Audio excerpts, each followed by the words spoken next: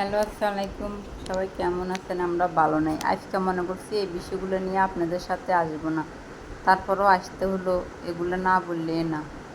আমাদের ফ্যামিলিতে আমি বলছি আমরা কোনো পয়সাওয়ালা না, আমরা গরিব ঘরের সন্তান। আমার বাবা গরিব, আমরা কৃষিকাজ করি খাই। আমি একটা কাজ করি, মার্কেটে টুকটাক মাল দিই। আমার আব্বু দুটো এতিম বাচ্চা ফালে, আমার কোনো কর্ম করার মতন আমার আব্বুর আর কেউ নেই।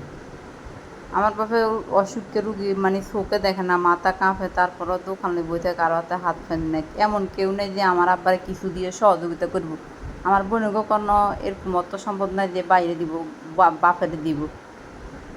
এই কামটা আমার আব্বু আজকে আজকে কয়দিন আমার আব্বুর দোকানে মাল নাই, বেশি বেশি যা দুই অগ্রের মিল করছে। ওই দিন মানে অসুখে পড়ছে, 500,000 টাকার মতন গেছি, 10,000 টাকার মতন গেছে।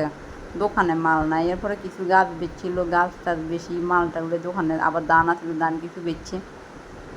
আমরা কিন্তু বাগা জমি, বন্ধুত্ব জমি, হোসাইনা জমি করি, আমাদের কোনো বাইরের জমি নেই, বাড়ির জমি আছে।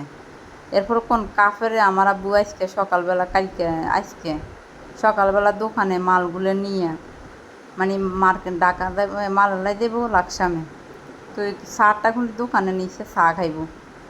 আমার আব্বু সার মানে এখানে আমার আব্বু অনেক শত্রু।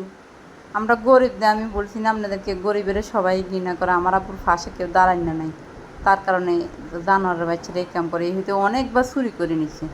আমার আব্বু এনে সরকারি রাস্তার মধ্যে দুটো ফল টল বেচে, পান সুপারি বিক্রি করে।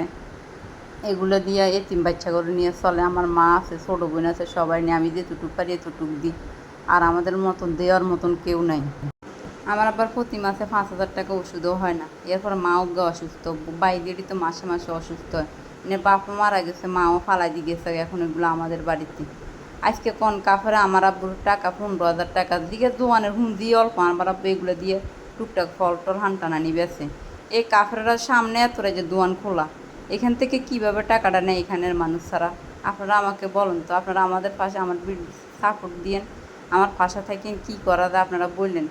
এখন আমার আব্বু দোকানে গেছে একটা সার লাগে, আইসে আমার আব্বু শার্টও নাই, টাকাও নাই। এবার আপনারা বলেন কী করা যায়, আপনারা মতামত কমেন্ট বক্সে জানান।